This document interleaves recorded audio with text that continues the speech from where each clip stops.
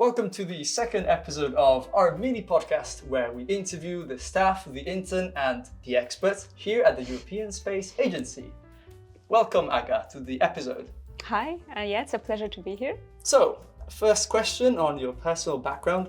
Tell us a bit about yourself and what inspired you to apply here at the European Space Agency. So, my name is Agnieszka. I go by Aga. And I'm Polish, but I've been living in the UK for 6 years now, and I'm currently doing a PhD in proton research, also in Manchester.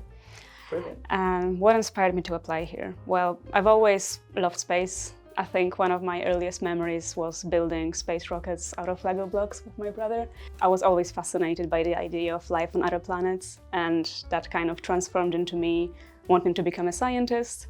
And I've just always had this deep feeling that, researching space and humanity being able to explore other planets should be one of the most significant pursuits we have. Sounds like a great background to start with. The second question is your day-to-day experience. So what is the typical day of a visiting expert here at ESA? What activities do you start with and what is the routine? So I get in at around 9 a.m, depending on the trains. Yeah. And then we usually start a day by going through the tasks we have within the space medicine team. And then we usually do some chill work until lunch, a bit of programming. Then usually after lunch, deeper research. We kind of have like brainstorming session in the office. Okay. We plan our tasks for the upcoming weeks. And then maybe like the last 2 hours, I'm also doing some programming work on my side project. And sometimes we have meetings in between, and a lot of times you have some really, really cool activities. So really, like, every day is different, and I think I've had, just like amazingly diverse days while here at EAC. An exciting routine, every day changes a bit. That's good. I think it's like hard to comprehend how much exciting stuff you're being exposed to, because now looking back at the last few weeks, there's been so much happening. And it's all been so amazing that now when I look at my camera roll, I'm like, oh my God, I was there, I participated in this. It's hard to believe. So it's a lot to take in. It's a very intense experience, but it's incredibly, incredibly cool. I agree. The pace of how many things happen here, it's quite exciting. It's quite crazy, yeah. You have to get used to it at first. Yeah. And let's talk about the challenges and the highlights. Can you maybe talk about what was the most challenging or memorable moment for you in these months that you've been here? Well, it's definitely challenging to be working on a project for only 6 months, especially if your project has been going on for a few years and you kind of have to figure out what people have been doing before you. But I'd say after a few weeks, you're pretty well caught up with everything and you can kind of give your own twist to things. So that feels really good. The first few weeks are a bit chaotic, I think, for everyone to kind of get into this, you're in a space center, you meet astronauts every day, you feel a bit intimidated. But after a few weeks, you genuinely feel like you know what you're doing. You catch the pace. Yeah, you feel like you deserve to be here, like you got here, you're here. And it kind of inspires you to do really well. In terms of the most memorable thing, I think it was being able to participate in crew training. We were involved in this really, really cool activity. I think it was called human behavior training. And we were basically doing the simulation of what it would be like to be on a spacecraft that's like constantly failing. Yeah. And it was an exercise basically in effective communication between crew members. And we worked on this with the astronaut reserve.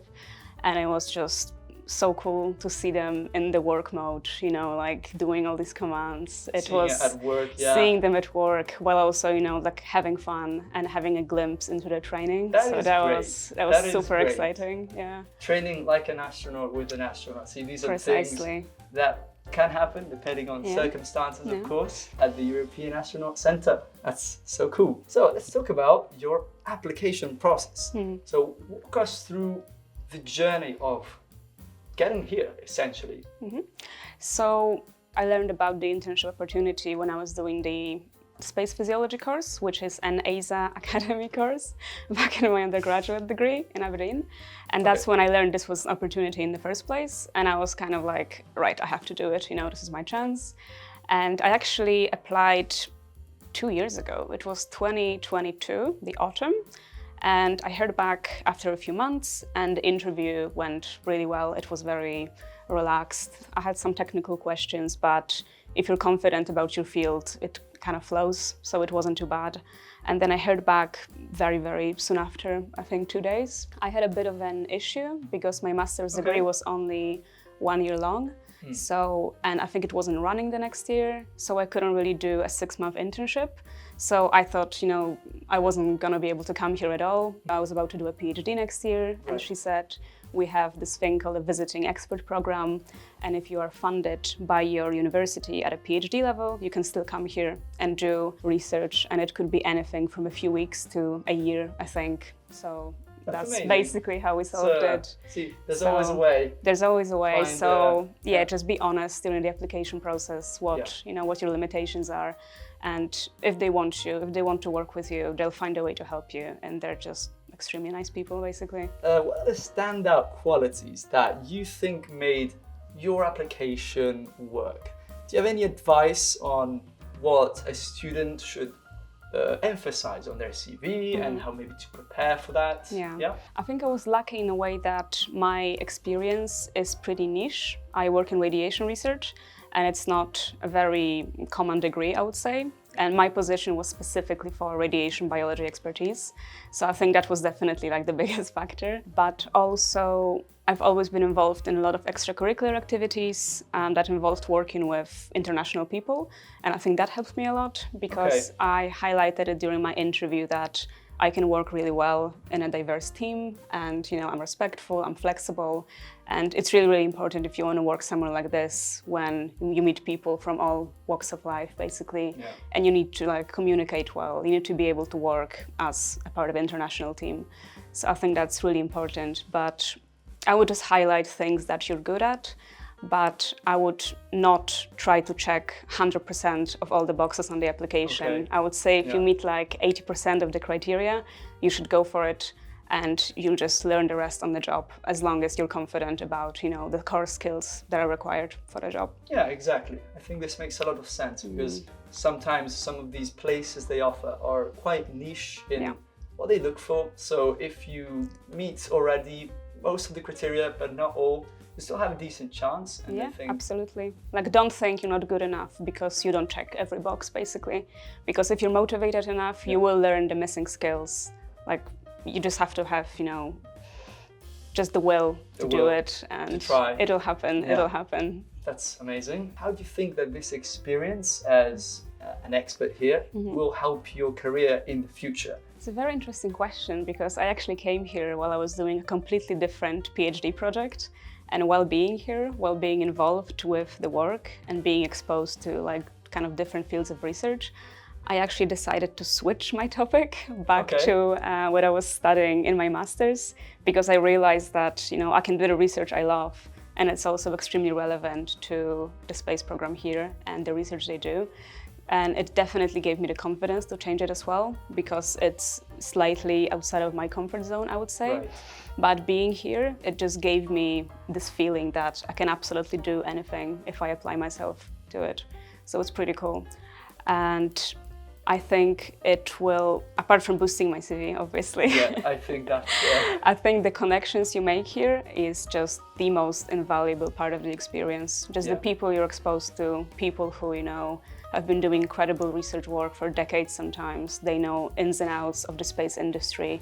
Just being able to, you know, build relationships with them and see what they've been through to get here, I would say that's the most important part for me. So lots of networking. Lots of networking, but it doesn't feel like work because people are so, you know, people are passionate about the same thing as you are. So it just kind of feels like you're talking to friends while you're talking to the most advanced researchers in Europe. But it's a pretty amazing feeling. It's really an environment that creates itself with people that just each have their small niche. When I first arrived, I thought it was going to be very intense, but instead you're put in this extremely supportive environment where you can grow and everybody treats you like your family. So it really doesn't feel like work. It feels like a mission, maybe, that you share with other people here. It's nice. So it's a very, very, very unique, very cool experience. Every person here is part of a small team, right? How many people are in your team, for example? Right now, it's only 2 people, actually. We had 3, but one of them finished already, so it's only me and my colleague Lisa. And it has its perks, being in a small team, but it definitely gives us a chance to like really brainstorm every day and like, you know, really communicate really well with each other. Do you plan to continue working in the space sector? I hope so, yeah. I think everybody here really hopes so. For now, the plan is I finish my PhD and I will apply for a research fellow position here at ESA. And yeah, hopefully it works out. And hopefully I'll be able to continue. I'm also planning to apply for more visiting research periods here, if it's possible, because now that my PhD is aligned with research being done here, I think it could be a very cool possibility. So I'm definitely going to keep trying to get back, because it's once in a lifetime experience, really. Like when I was like 15, for me, coming here just for one day would be like the fulfillment of all my dreams. Fair enough. And now I get to be here for 5 months, you know? So it just feels, it feels unreal sometimes. True story. True story.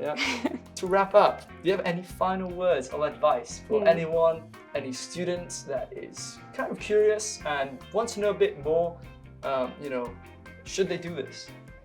I think if you love space, and if you have this deep fascination with human spaceflight and space research, just give yourself a chance, you know? Like, don't assume you're not smart enough to come here. Don't think that this is this big, intimidating organization. It's just people, you know, who love this bit of research, who love the topic of exploration.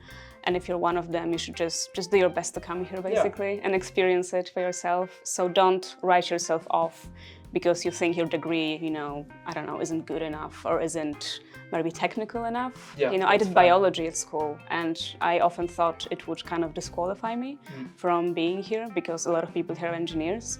But you really meet people who studied, you know, all sorts of degrees, and they all, all like find their paths in here, and everybody has an amazing time.